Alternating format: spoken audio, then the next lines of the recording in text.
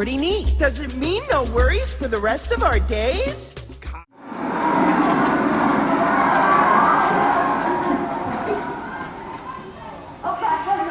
No! No! Oh, I can't believe it. An hour ago she was playing old Betty Monroe. Maintenant, c'est une pute! Dis-moi, Ralph, est-ce que Ralph t'est devenu tout nu? Vous savez qu'il y a des choses bizarres dans ce système. Oui, il y a un ange en train de se masturber, regardez. Où ça? Everyone does. J'ai même une érection combat. Oui, il est comme en érection. Là, voilà. Why, Ralph himself, he'll be in line for a promotion in a year or two. Yes. Et la maison du bonheur, vous savez, c'est chaque déjeuner. I've got something to say. Uh-huh. I really love the Skip. Say it, Russell. Skip. Say it. skillful way. Fucking genius. You beat the other girls We sweets and shades. to the bride's bouquet. Bon, alors le refrain, ça va être à vous, c'est vrai. The river was deep, but I swam it. Janet. The future is ours, so let's fight it. Janet. So please, don't tell me to can. Janet. I've one thing to say, and that's Janet. I love you. the road was long, but I read it. Janet. There's a fire in my heart, and you fed it. Janet. If there's one fool for you, then I am it. Janet. I've one thing to say, and that's Janet. I love you. Here's the ring to prove that I know you're fine. There's 3 ways that love can grow. That's good and mediocre. J-A-N-E-T, I love you so. Nicer than Betty Monroe had. Now we're engaged and I'm so glad that you know Mom and you know Dad. One thing to say and that's what I'm glad for you too.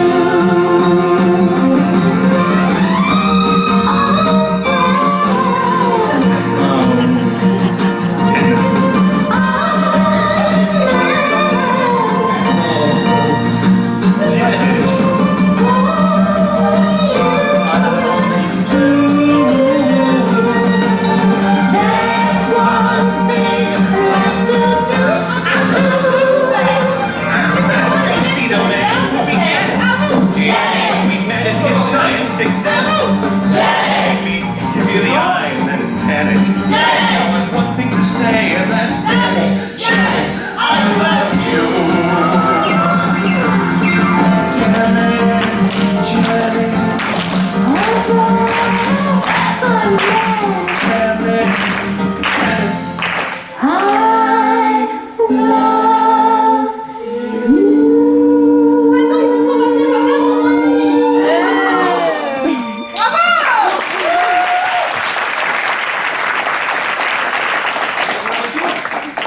Mais bon, vous savez, Mais mon Dieu, c'est DSK. les choses ont beaucoup évolué. Malgré la révolution sexuelle des années 60, c'était pas quelque chose, l'homosexualité, d'admise, autant qu'aujourd'hui. Et donc voilà, c'était vraiment un moyen de parler de sexe, de parler en riant de leur malheur. Plusieurs fois, le spectacle a dû se déplacer de cinéma parce que les gens qui y allaient étaient attaqués par des gangs.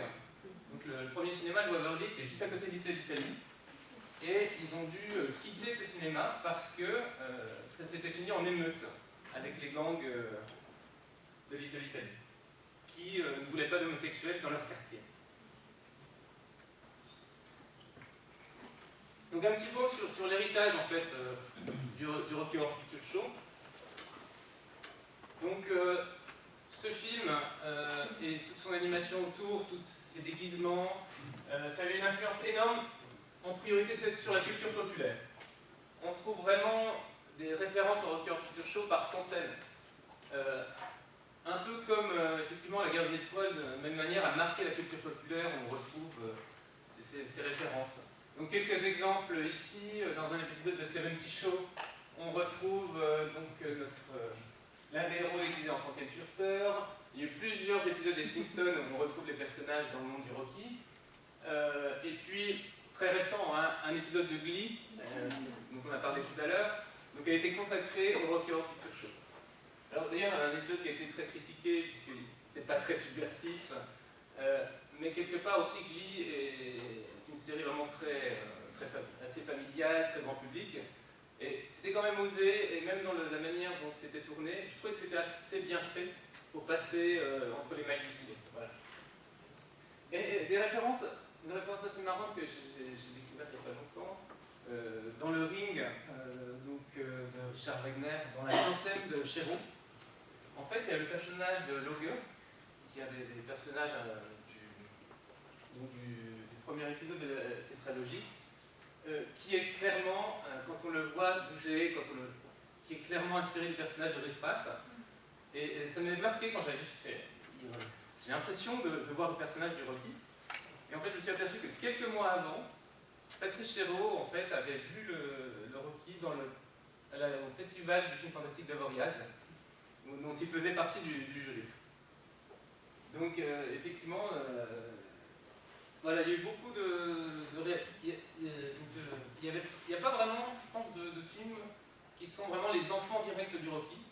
Par contre, beaucoup de réalisateurs, de metteurs en scène font souvent référence au Rocky Horror Picture Show pour l'état d'esprit, le côté déjanté, subversif.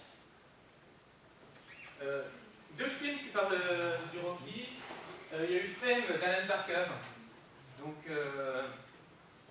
qui raconte ses étudiants qui veulent percer dans la danse, dans la comédie musicale, dans le chant, dans la musique.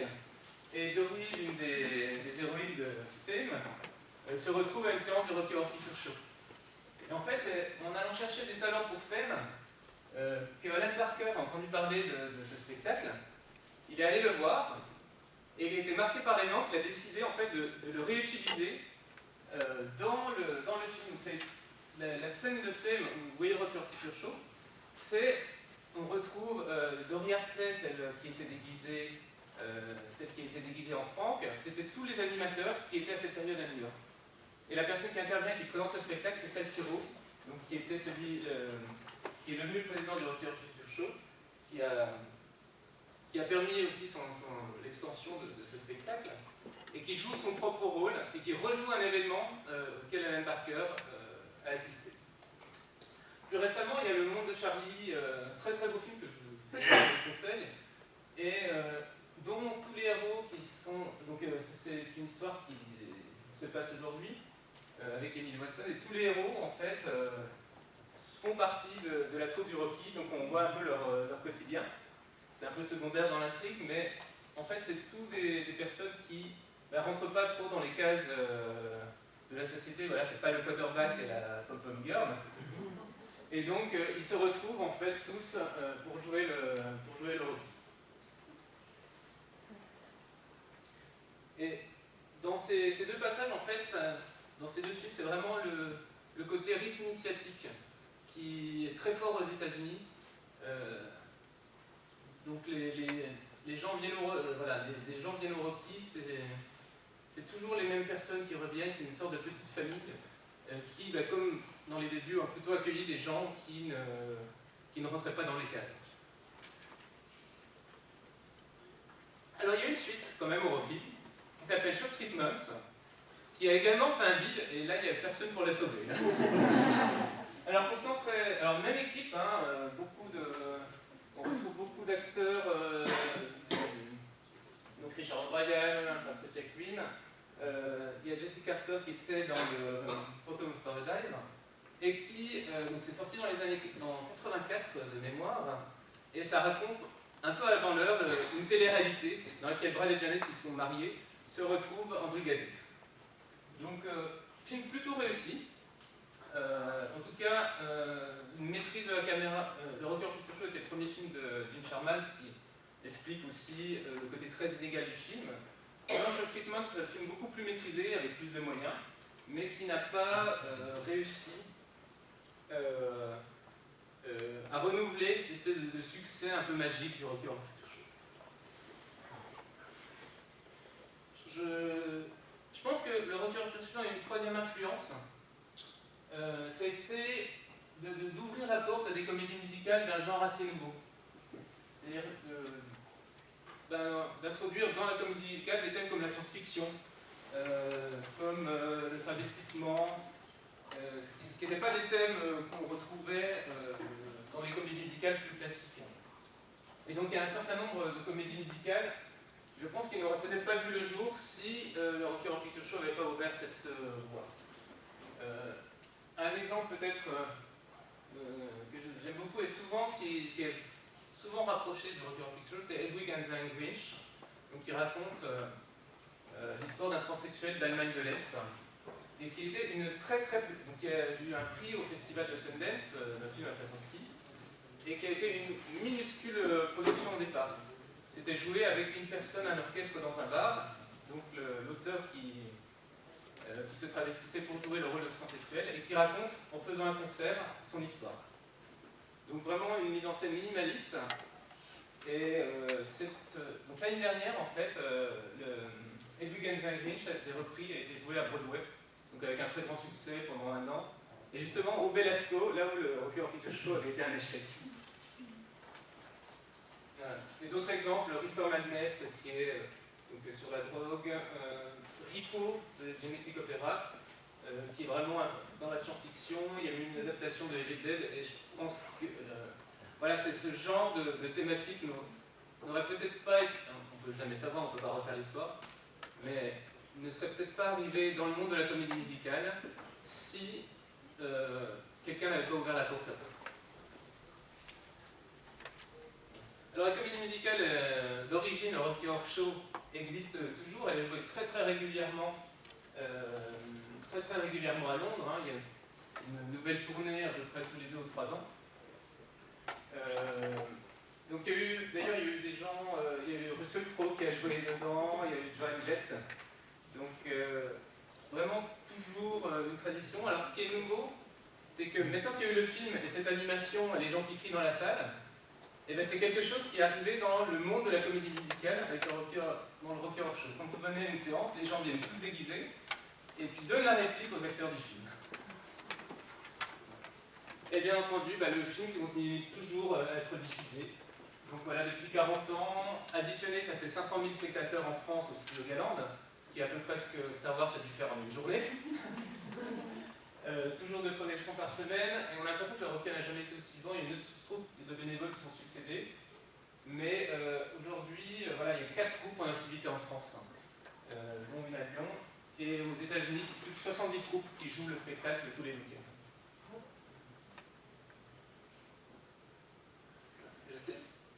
Voilà, peut-être juste le dernier mot pour conclure, puis après on passera peut-être une dernière scène si on a le temps, et répondre à quelques questions. Voilà, en fait, le Rocky Horror Picture Show, ça a été construit vraiment au fur et à mesure. Et tout à l'heure, on parlait de flexibilité. C'est peut-être ça aussi qui a fait le succès. C'est-à-dire que tout s'est construit au fur et à mesure dans la salle, en s'adaptant au public. Quelqu'un lançait une blague, elle marchait, on la reprenait la semaine suivante. Ça ne marchait pas, on laissait tomber. Et en essai en erreur, je pense que c'est ça qui a collé au fur et à mesure aux besoins du public. Et l'autre truc, en fait, je pense qui est important, c'est que, alors pour le coup, on a dit tout à l'heure qu'il fallait chanter, danser, savoir jouer de la comédie. Alors nous, on prend tous les autres. Hein. On ne sait pas chanter, on ne sait pas danser, on ne sait pas jouer la comédie. Mais voilà, on essaie de mettre, on travaille beaucoup pour essayer de faire bénévolement. Tous les animateurs sont bénévoles depuis le début. Ils mettent tous une énergie, une passion pour essayer de continuer cette tradition du spectacle. Et effectivement, souvent, c'est construit, on fait plein de choses avec des bouts de carton et de la récup. C'est fait de... Mais voilà, ce qui compte finalement, et c'est ce que tous les spectateurs nous disent, c'est l'énergie qu'on met dedans et le plaisir qu'on y prend. Voilà. Donc on peut faire vraiment des choses géniales, même si c'est avec 2 bouts de ficelle, 3 bouts de carton. Si on le fait bien, si on essaie de le faire bien, on peut faire vraiment des trucs bien, il n'y a pas besoin forcément d'avoir une production géante. Toutes les troupes ont démarré avec 3 fois rien, avec plein de vêtements, des costumes qu'on a récupérés chez Emmaüs. Je ne savais pas coudre, j'ai acheté une machine à écrire puis j'ai démarré. Une machine à coudre. voilà, la machine à coudre, et j'ai démarré, je me suis fait mon premier corset. Il a une sale tête, mais ça suffit pour démarrer le spectacle, voilà. Quand on a démarré la nouvelle. Récupère tous vos vieux bouts de tissu, carton, bouts de ficelle. Voilà. Donc ce qui compte en fait, voilà, ce que je pense toujours, ce qui compte c'est de démarrer. Même avec pas grand chose. Et puis Guns N' Grinch, on était à la preuve aussi, ça a démarré dans un petit bar et ça a fini à Broadway. C'est pas, ça marchera pas toujours. Quoique si la personne de Mogador... Ah non, elle est partie. J'avais un projet de lui parler pour Mogador. Mais voilà, donc faites des choses et puis parfois les choses arrivent magiquement. Quand on a démarré la troupe, des gens qui n'étaient jamais montés sur scène, qui étaient avec moi quand on démarrait la troupe, 6 mois plus tard on était sur la scène de la Flèche d'Or pour un spectacle. Donc vraiment une belle scène à Paris. Et ça s'est fait presque magiquement, voilà. Donc il y a des opportunités qui arrivent toutes seules quand on essaie de faire les choses et de les faire. Voilà, merci.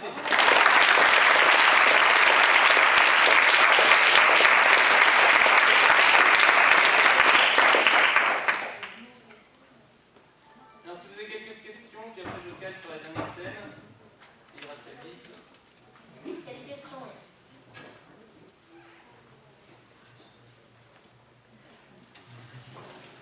Oui, je vous écoute.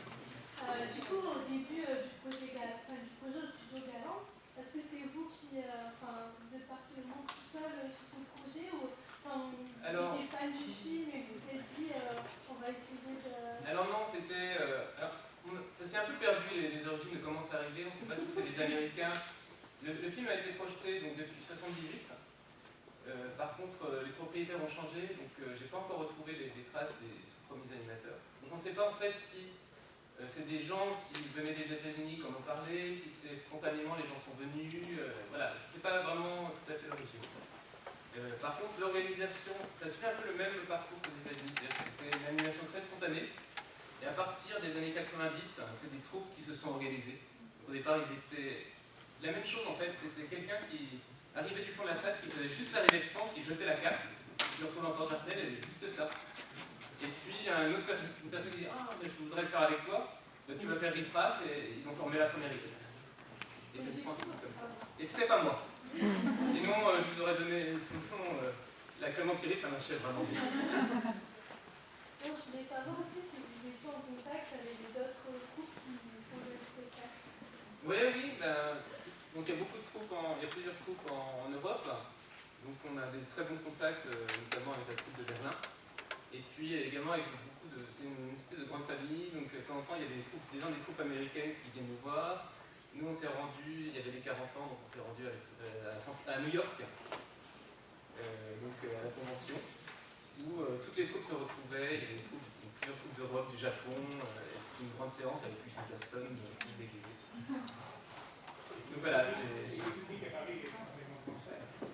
Alors oui, parce qu'à Paris, on revient un peu à l'idée de tout à l'heure, comme pour comédie musicale, comme pour les comédies musicales, on est obligé de les traduire en France pour pouvoir toucher un public plus large.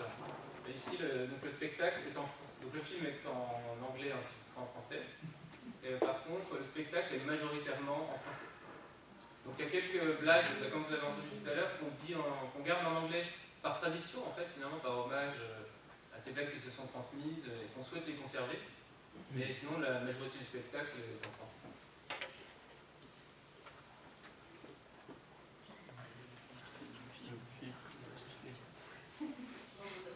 Bon, je vous laisse. Alors, juste quelques secondes. Donc, effectivement, comme je vous l'ai dit, Franck, le héros travesti, a un peu perverti tous les personnages du spectacle. Donc, dans le Rocky Horror Picture Show, vous avez la chance de voir des jeunes filles dans les tenues légères et sexy, mais également des hommes dans les mêmes tenues légères et sexy. Ça s'appelle la scène du floor show.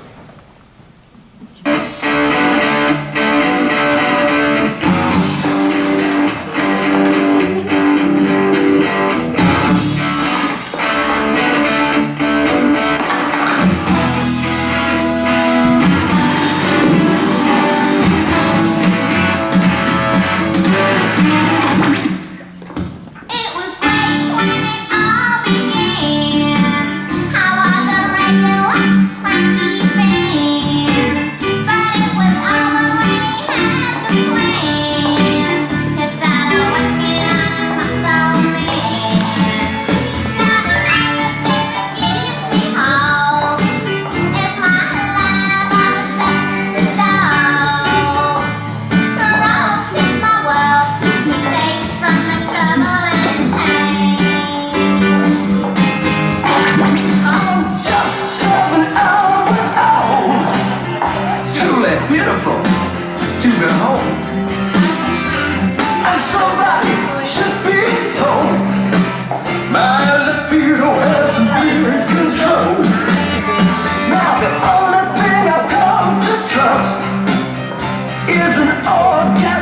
Rush and rush. Rose is my world and keeps me safe from my trouble and pain. Brad, 2 plus 2, ça fait combien?